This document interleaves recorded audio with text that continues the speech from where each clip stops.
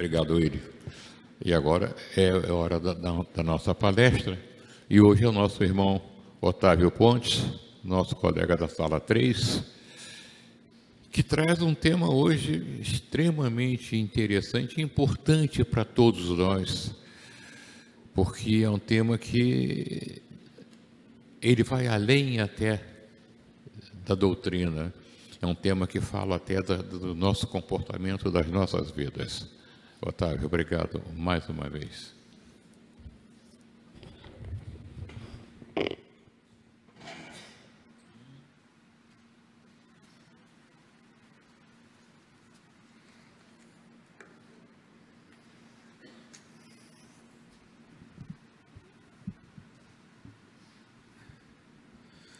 Bom dia.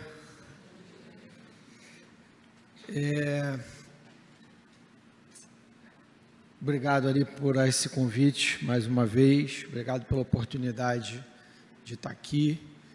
Eu já falei isso da última vez que estive aqui. Eu adoro essas palestras, principalmente essa cedo, porque, primeiro, são os heróis da manhã de domingo, né?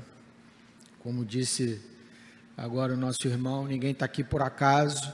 E se uma pessoa, num domingo, faz um esforço, qualquer que seja, cada um tem uma motivação para estar aqui assistindo uma palestra, tentando se melhorar, essa intenção é muito forte, espiritualmente é muito forte, né? O nosso fluxo de pensamento, de intenção e motivação é como se acendesse a caldeira dessa casa logo cedo, né?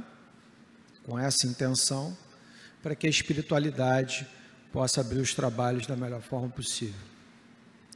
Então, muito obrigado por estarem aqui, né? E aqueles que, porventura, depois assistam pela internet, tentam se conectar com essa motivação e com essa intenção. Porque a espiritualidade maior se utiliza desses ambientes mentais que nós criamos, inclusive esse é o foco de hoje da palestra, para que possa operar no mundo físico e, eventualmente, nos auxiliam ou nos atrapalham na medida em que nós criamos as possibilidades. Então, o assunto, né, de influência espiritual, como disse o Ari, é um tema bastante relevante, né, para nós, porque independente se a gente entende como isso acontece, se a gente acredita que isso acontece, se a gente percebe que isso acontece, isso continua acontecendo e nos afetando. A espiritualidade nos influencia desde sempre, né?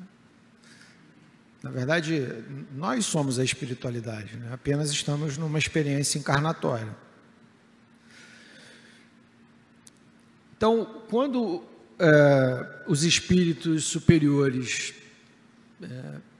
iniciaram o projeto com Allan Kardec, né, da construção do Livro dos Espíritos, um dos pontos que foi bastante discutido ao longo do livro, e particularmente nesse conjunto de questões que vai da 459 até a 472 no Livro dos Espíritos, falam exatamente dessa interação entre o mundo espiritual e o mundo físico.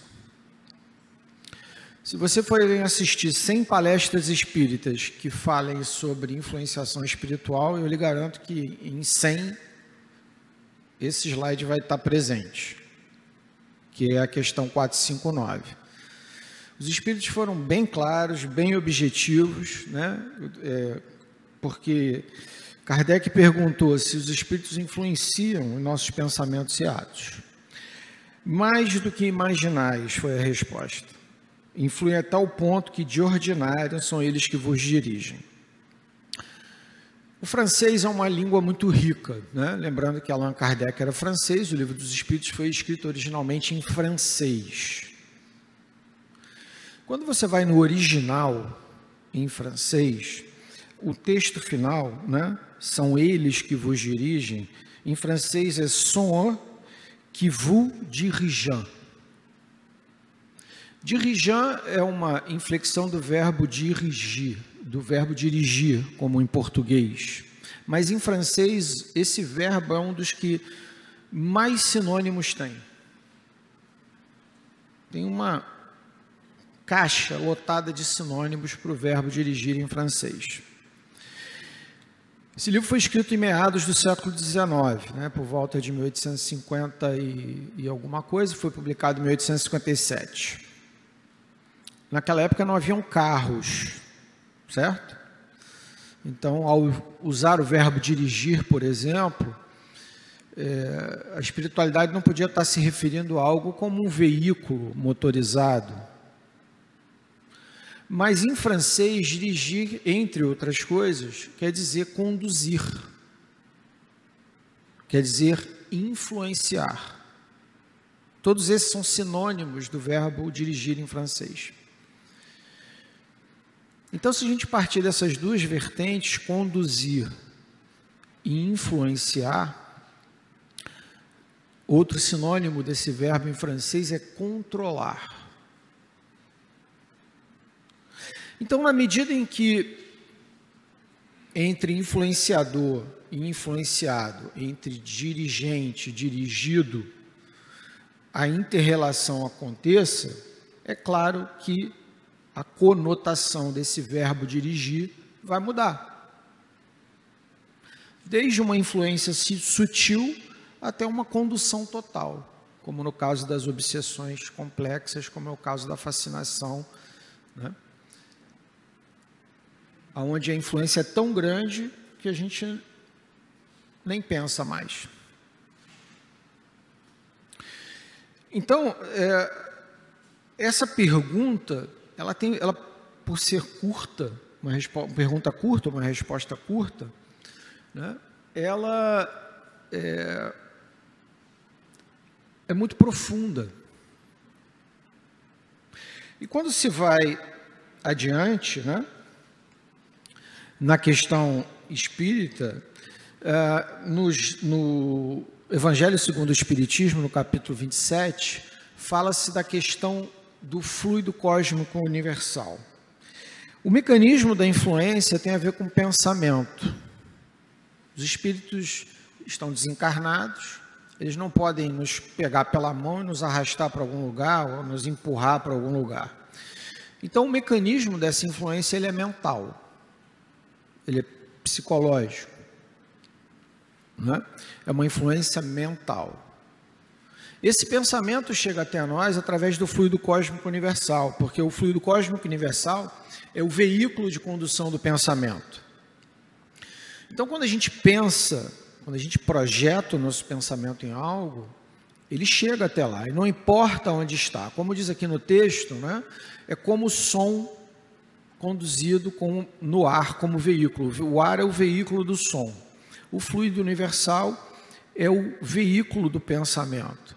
A diferença entre o som e o pensamento, entre o ar e o fluido cósmico universal, é que o ar está limitado à nossa atmosfera, mas o fluido cósmico universal, o nome já diz, ele não tem limite espacial nem temporal. O tempo é uma criação nossa, né? Então, a gente, ao pensar, dependendo da intensidade, da direção, de quem está pensando, da força mental que esse indivíduo tem, esse pensamento pode ir literalmente do outro lado do universo e voltar. E, obviamente, que quanto maior essa força mental, mais influência esse pensamento vai ter. A ciência também já nos mostra, essa é uma publicação da revista Nature, eu não vou entrar em detalhes, mas aqui são físicos falando para físicos. O universo é uma construção mental. A física quântica já entendeu isso, né? E nesse artigo particularmente, quando você lê ele até o fim, o físico fala, olha, eu não quero discutir se isso tem a ver com Deus ou não tem a ver com Deus, mas o fato, não adianta esconder, tapar o sol com a peneira, é que o universo é uma forma de pensamento. Não é uma máquina, não é uma estrutura física, é uma estrutura mental.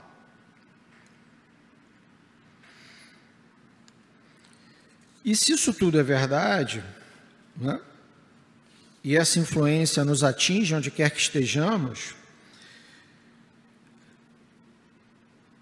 a gente tem essa...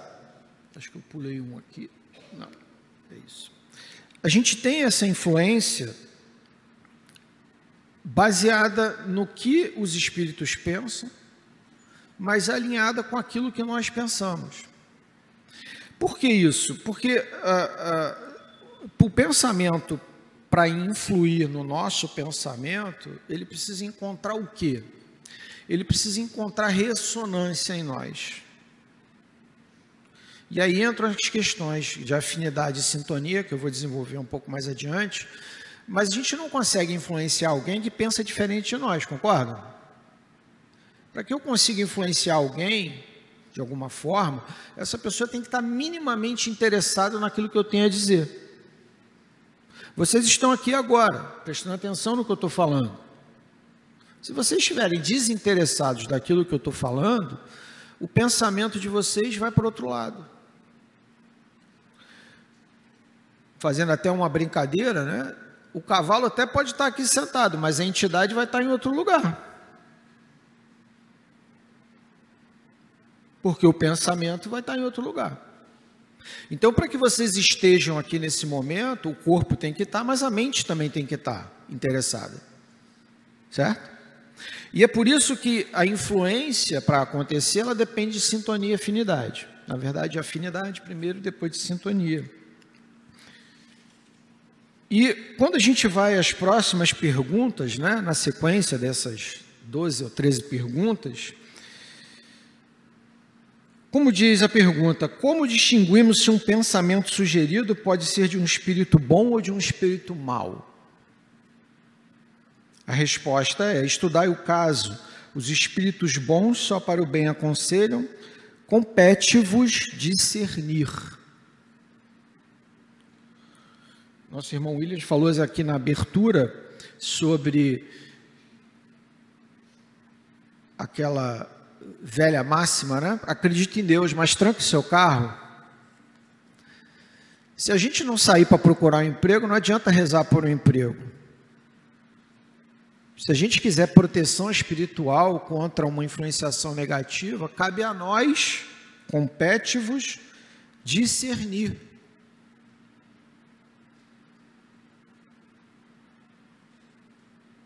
Então, de quem é a responsabilidade de entender qual é a influenciação que está sofrendo? É nossa. Não é da espiritualidade maior. Com que fim esses espíritos imperfeitos nos induzem ao mal? Para que sofrais como eles sofrem.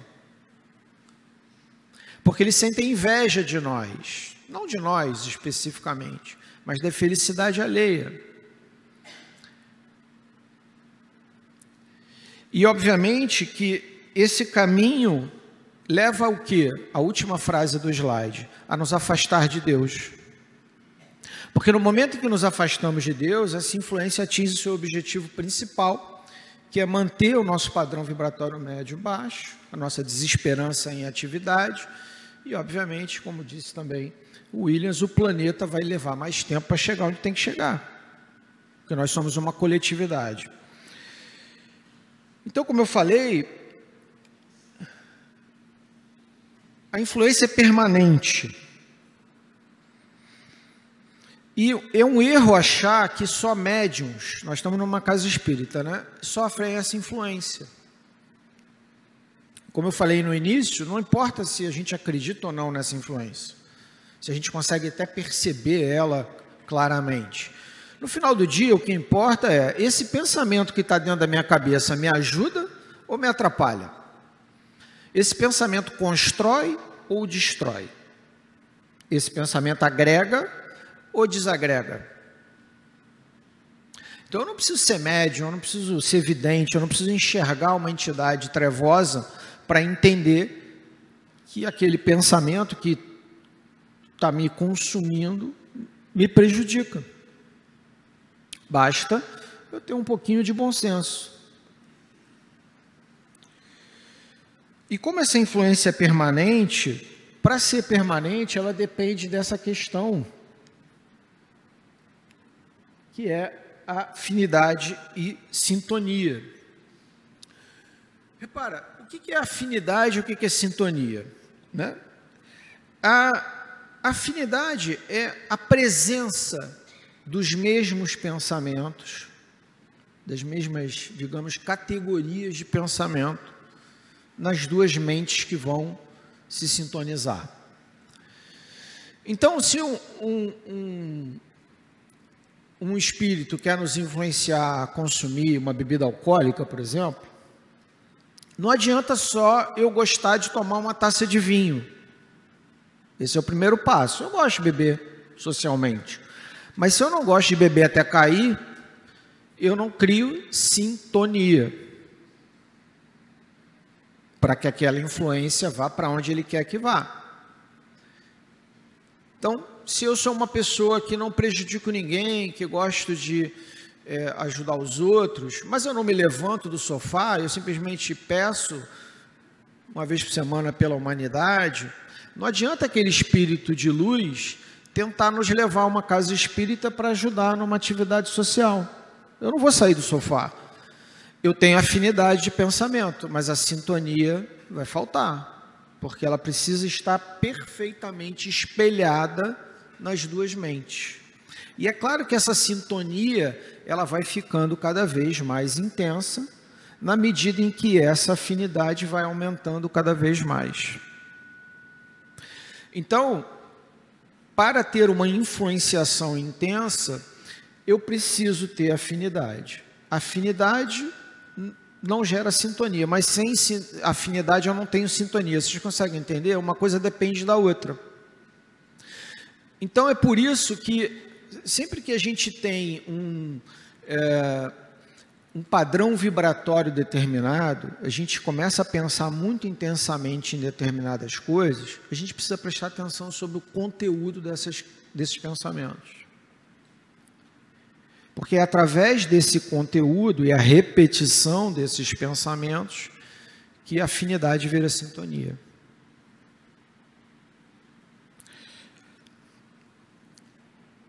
E a gente entra numa questão que é o que André Luiz, no livro Ação e Reação, chama de nosso desejo central.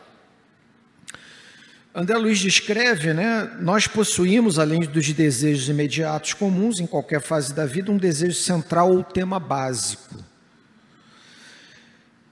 dos interesses mais íntimos, e por isso, além dos pensamentos vulgares que nos aprisionam a experiência rotineira, emitimos com mais frequência os pensamentos que nascem do desejo central, também comumente conhecido como o padrão vibratório médio que nós temos.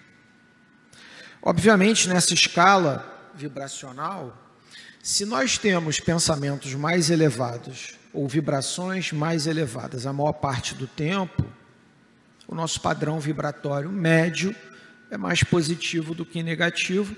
Os nossos temas centrais são mais propícios a uma abordagem positiva.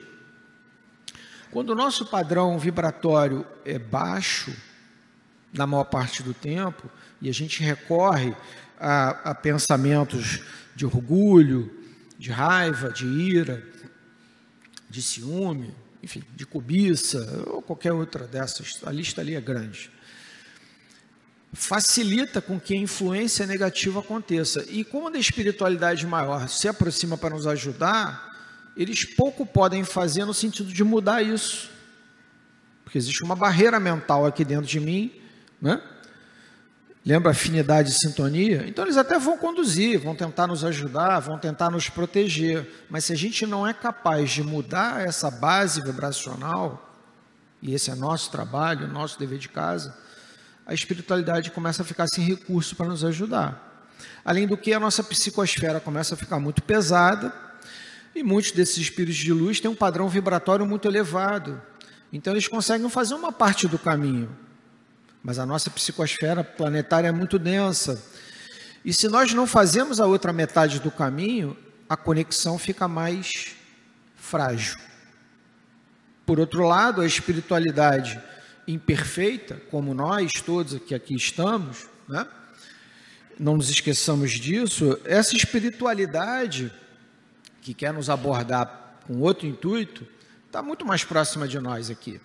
Já está mergulhada nessa psicosfera, faz parte dela, e se a nossa contribuição nessa psicosfera é do ponto de vista da negatividade, da imperfeição, até da maldade, por que não? Quem você acha que vai conseguir vencer essa queda de braço? Fica muito mais fácil para eles nos influenciarem para onde eles querem. Então, a gente conhece aquele ditado, né? Dizem-me com quem andas, que eu te direi quem és. Mas do ponto de vista do espiritismo e da influenciação espiritual, o ditado tem que ser o contrário, né? Dizem-me quem és, que eu te direi com quem andas. Então, quando nós temos pensamentos e um padrão vibratório positivo, nós nos tornamos simpáticos à espiritualidade maior, e essa influência espiritual consegue se proceder de forma positiva e mais intensa. Aqui eu usei essa imagem que simboliza o primeiro encontro de Emmanuel com Chico Xavier, na beira lá do açude, em Pedro Leopoldo, não é? Mas um mentor espiritual, ele vai conseguir nos ajudar na medida em que nós nos ajudemos primeiro. Quando a gente fala em mentor, você sabe a diferença entre um coach, para usar uma palavra da moda, um treinador, um professor e um mentor? A diferença principal é que um coach, um treinador, uma pessoa que vai te dar uma palestra sobre algum assunto, ela não necessariamente viveu aquele assunto. Ela absorveu aquele conteúdo e vai transmitir para você. O mentor, não. O mentor vai passar para você aquilo que ele viveu. Ele vai mostrar para você, olha, esse é o caminho que eu fiz, está vendo aqui? Vem comigo, que eu vou te mostrar como eu fiz. Então o mentor, ele está se comprometendo com você, a levá-lo com ele. Qual é a condição para que isso aconteça? É você querer ir. Você querer pisar o mesmo caminho. Tá certo? Senão não é possível um mentor te ajudar. Se ele quer ir para um caminho, você quer por outro, como é que ele vai te ajudar?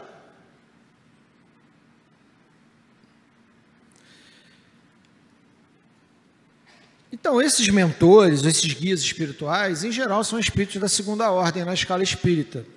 E, basicamente, o texto vocês podem ler, ele é um pouco longo, mas eles ainda têm provas a cumprir, então eles também encarnam eventualmente, né? Eles não são aqueles santos, anjos que estão lá do lado do Pai. Eles ainda têm imperfeições como nós, mas não são do mesmo teor que as nossas. Eles já venceram principalmente orgulho e egoísmo. Quando eles encarnam, são benevolentes, são solidários, são basicamente bons. Em geral, têm vasto conhecimento, mesmo que não aparentem. A gente pode pegar ainda o exemplo de Chico Xavier, né? Muita gente falava assim no início dos trabalhos do Chico, e eu tenho certeza que algumas pessoas pensam isso. Como é que esse cara conseguiu escrever 400 livros? Ele era um analfabeto, ele estudava até a 4ª série, lá em Pedro Leopoldo, era pobre, era isso, era aquilo. Quem pensa assim está olhando o quê? A casca com que ele encarnou naquele momento. O importante era o que estava dentro. Quem era aquela alma? Quem era aquele espírito? Que bagagem intelectual e moral ele tinha, que Emmanuel e a espiritualidade maior pôde acessar nos registros de Chico Xavier, espírito, para que aquilo tudo aflorasse como aflorou. De novo, afinidade e sintonia. E essa influenciação, obviamente, ela é muito presente nas artes, né, na música, na literatura, nas ciências, na filosofia, ao longo dos séculos. Existem N exemplos de espíritos de luz influenciando a humanidade para que a humanidade dê um salto. Eu vou citar alguns, por exemplo, a tabela periódica, né? A tabela periódica dos elementos em química, ela foi construída por um químico russo chamado Dmitry Mendeleev. Naquela época, a humanidade não sabia como organizar os elementos químicos de uma forma lógica e didática.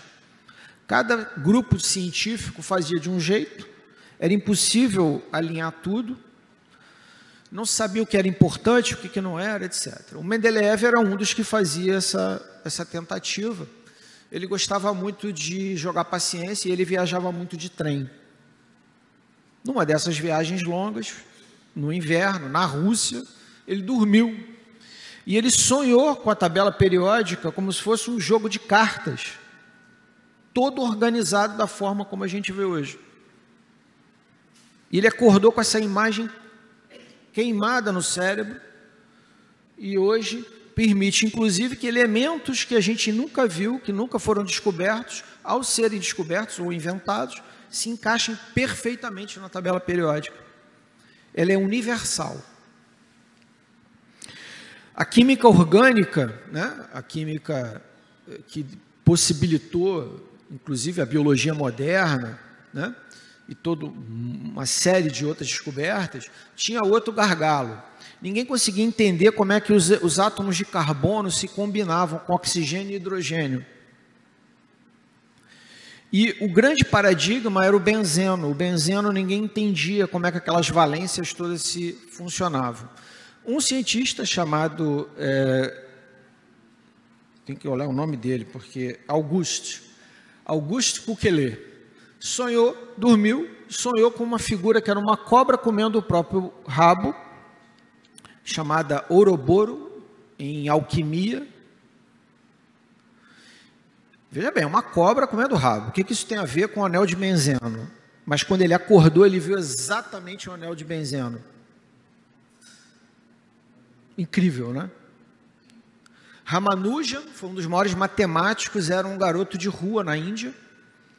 Ele escrevia equações nos templos. Ele sonhava com a deusa Namagiri, também conhecida como Mahalakshmi, pintando as fórmulas matemáticas em sangue. As gotas de sangue pingavam e formavam equações. As equações de Ramanujan eram tão complexas e tão difíceis que os matemáticos da época, por ser ele um hindu, né, de cor escura, preconceito racial na Inglaterra, ele ganhou uma bolsa para ir a Cambridge, e lá ninguém aceitava o que ele falava. Até que conseguiram começar a provar os teoremas dele.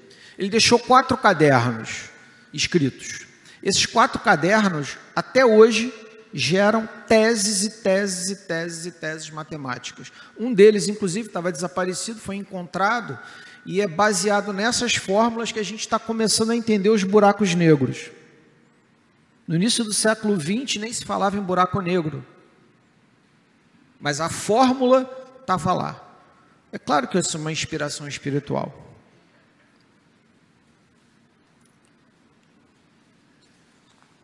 Mas essa inspiração também pode ser negativa. Essa imagem eu adaptei de uma palestra do Haroldo Dutra Dias, não é minha essa ideia, mas acho que ela é muito feliz, é bem didática. Nós temos 2 grandes desejos centrais, básicos, complexos e complicados a vencer: orgulho e egoísmo. E eles geram esses 4 P's. Tem os 4 P's do marketing, né? Esses são os 4 P's do desafio espiritual: posse, prestígio, prazer e poder. posse e prazer do lado do egoísmo, prestígio e poder do lado do orgulho. E todos os sentimentos que eles trazem em volta. Esse matiz gera para a espiritualidade, seja ela de luz, seja ela imperfeita, um padrão vibratório.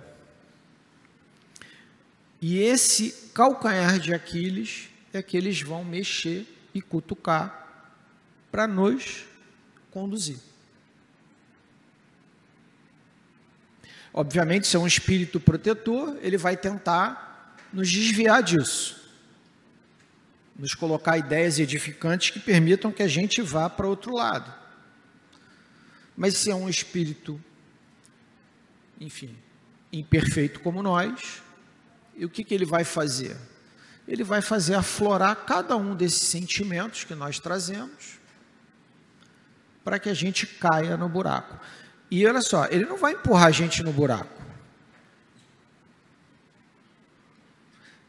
Ele vai acender uma vontade ali, criar uma briga acolá, desviar você do caminho, fazer um ônibus atrasar, fazer um carro quebrar.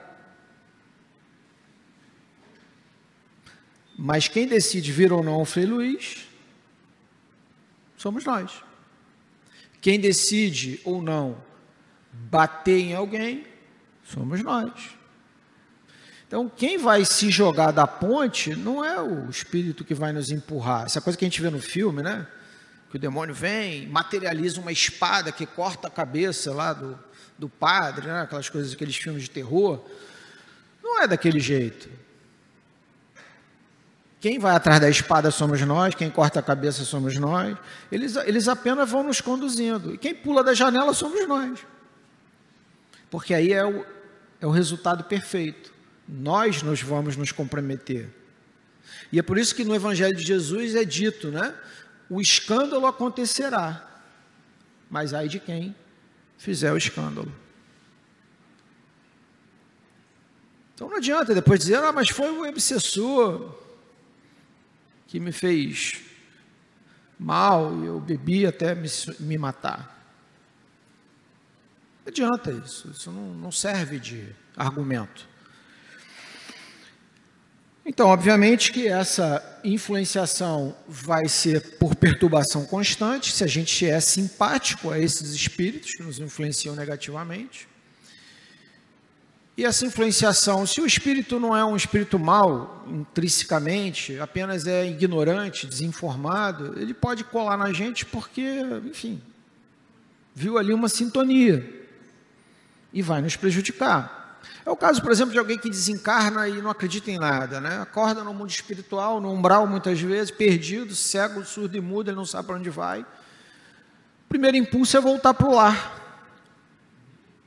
É voltar para o local onde ele se sente melhor, para a família. E aí ele volta para o lar. Né? Ele não está ali necessariamente para prejudicar ninguém e tal, mas ele vai influenciar e vai causar algum tipo de perturbação. É o que a gente chama de influenciação natural, mas também tem os obsessores, que vão ficar ali de pranchetinha em punho, anotando cada um dos defeitos que a gente tem. Eles não dormem, até que a gente escorregue. E aí é onde eles vão segurar.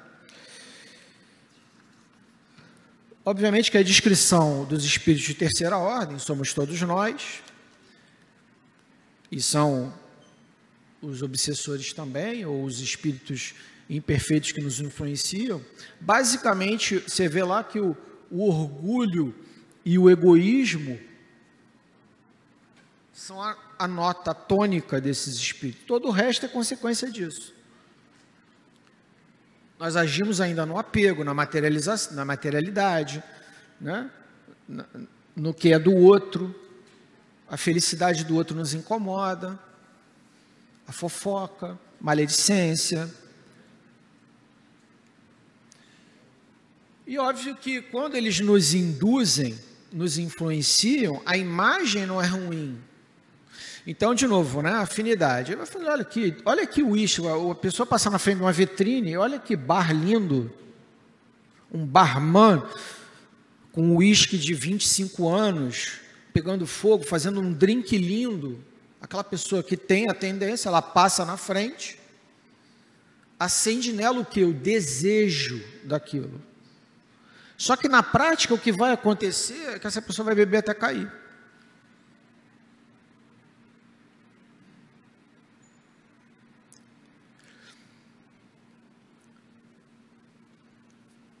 Então, aonde andam, né, os nossos pensamentos e sentimentos? Quais companhias eu busco no meu dia a dia? Que locais eu frequento? Que músicas eu escuto? Que livros eu leio? Que TikTokers eu sigo? Que influencers eu escuto? Que lives eu me conecto? Qual o teor daquilo que eu estou assistindo? Daquilo que eu estou ouvindo? De com quem eu estou conversando? Lembra? Afinidade e sintonia. Então eu vou sempre sendo conduzido. Para onde? Para onde eu quero. Isso é tão interessante que a ciência mostra, né? Porque nós temos um padrão eletromagnético no nosso coração. Já se sabe que o coração pensa igual o cérebro. Tem neurônios e tal. Esse padrão eletromagnético, ele muda com o nosso humor. Não precisa entender nem o que quer dizer esse gráfico, mas você consegue ver que o gráfico do amor é completamente diferente do gráfico da raiva. A emissão eletromagnética do nosso coração muda conforme o nosso sentimento e o nosso pensamento. E como a gente interage, porque todo mundo traz esse campo, fica fácil de ver. É como se fosse um QR Code. Isso é medido com aparelhos, tá? Quando o marido e a mulher se dão bem e dormem junto, o batimento cardíaco alinha durante a noite. Tal é a sintonia. Isso não serve só para pessoas. Aqui é um menino e seu cachorro. Na hora que o menino projeta amor, o batimento cardíaco dele e do cachorro se alinham. Você vê ali no meio do gráfico? Não importa, é claro que o batimento cardíaco de um animal é diferente do nosso. O importante é a forma do gráfico. Funciona com cavalo. Isso é biológico. É fisiológico. Só que no nosso caso tem uma outra camada que os animais não trazem, que é a nossa mente, né? Evolutivamente falando, a nossa mente espiritual. Então, obviamente que os nossos pensamentos, como dizia Buda, vão iluminar o nosso caminho, e como dizia Chico Xavier, o padrão vibratório das pessoas que moram numa casa molda o padrão vibratório dessa casa. E se essa casa é a nossa cidade, o nosso estado, o nosso país ou o nosso planeta, ainda é uma casa. É um conjunto do padrão vibratório de todos nós.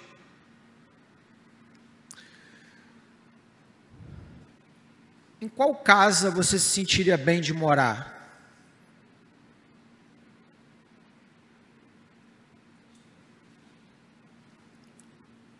Que espíritos cada uma dessas casas atrai?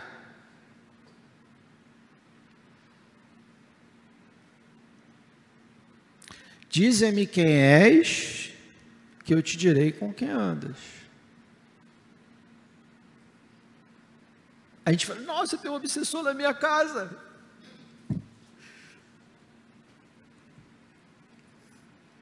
Como é que ele entrou lá?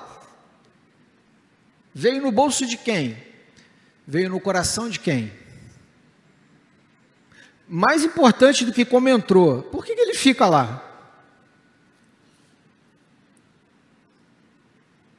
Se ele não tem ressonância, se ele não tem sintonia, ele vai ficar lá fazendo o quê? Eles têm agenda também. Qual é a melhor forma de você se proteger? Os espíritos orientam nessas perguntas. É pensamento positivo, mudar comportamento e fé em Deus. Só isso. Um passe de vez em quando ajuda. Casa espírita ajuda.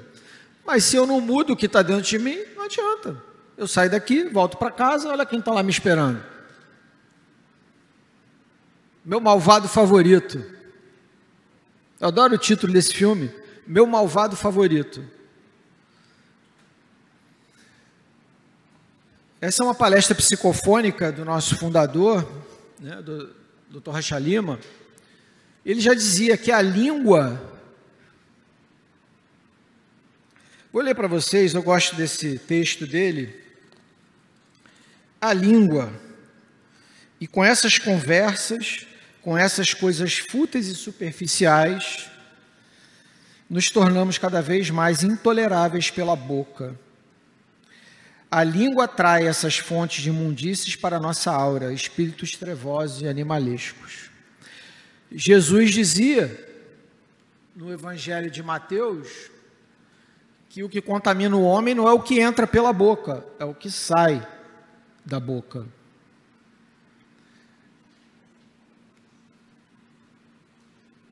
Aí o cidadão sai do trabalho, vai para casa, 5h30, 6 horas, e se liga num tal de jornalismo policial.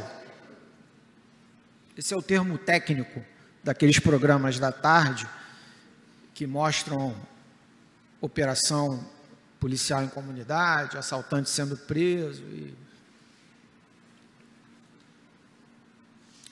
repare, a hora deles todos passar é exatamente na hora do Ângelus.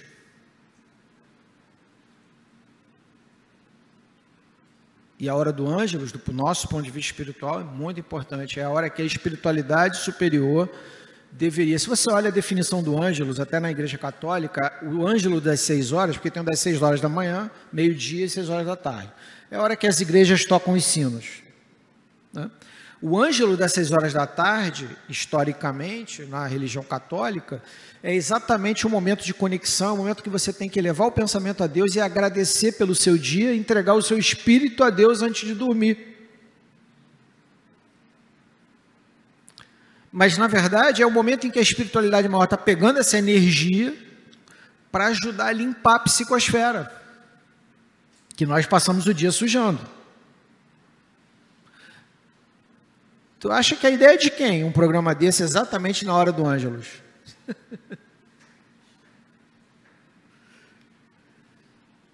E não fica por aí. Obviamente, né? Quem te define como pessoa? Nesse ponto, a gente fala muito da questão multimídia, né? Mas as empresas de informática criaram os algoritmos das mídias sociais. Você quer saber quem você é? É só ver o que o Facebook, o Instagram, etc., te manda para assistir. Na hora que você abre. Todas as imagens, os vídeos, os posts, os comentários, tudo aquilo que o algoritmo joga para você é um reflexo de você. Ele entendeu como é que você pensa e te dá aquilo que vai te manter conectado. Se eu só recebo desgraça no Facebook, maldade, fofoca, deve querer dizer que o algoritmo entendeu que é aquilo que eu gosto de ver.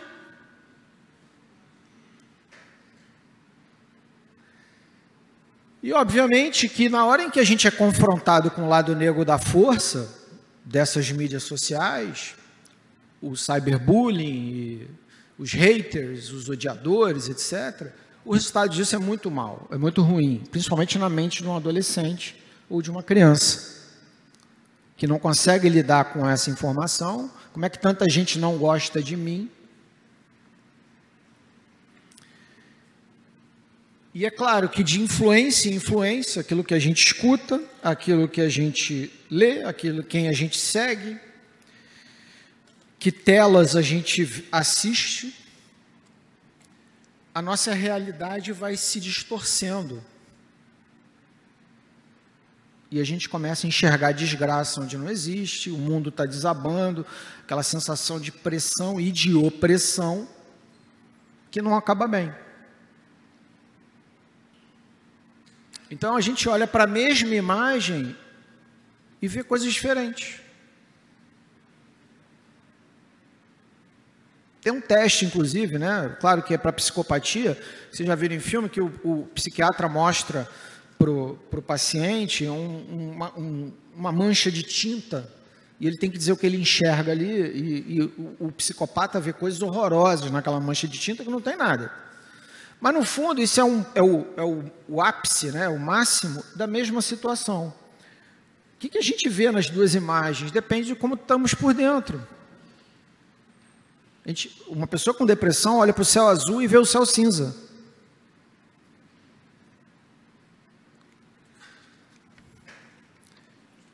E entramos na questão dos relacionamentos humanos, né? Nós somos primatas. Nosso cérebro primata evoluiu por mais de 2 milhões de anos. Nós, como Homo sapiens, mais ou menos 200, 300, 400 mil anos. Mídia social tem, sei lá, 10 anos, 20 anos. Já se sabe, isso são dados atuais de antropólogos, que existe essa teoria de Dunbar, que é do pesquisador e antropologista Robert Dunbar, que a gente só consegue manter em torno de 150 relações próximas, humanas. E a gente consegue reconhecer 1.500 rostos, mas só consegue administrar 150 relacionamentos ao mesmo tempo. O que a mídia social faz? Cria uma pressão de gente à sua volta, que na verdade não está à sua volta. Seguidores, etc. Obviamente que isso gera necessidades doentias. Existe um transtorno dismórfico, que são 15% das pessoas que fazem plástica têm, elas não conseguem se aceitar. E se essa pessoa é muito jovem, esse percentual aumenta. A OMS coloca que em 2019 já éramos 1 bilhão de doentes mentais, com transtornos mentais, e a gente fala muito da droga como um problema, alcoolismo, etc., mas o açúcar, a gordura e o sal viraram uma epidemia global que, segundo projeções da Organização Mundial de Saúde, em 2035 será metade do mundo. E o cérebro acende pelo açúcar exatamente no mesmo lugar e na mesma intensidade que a cocaína,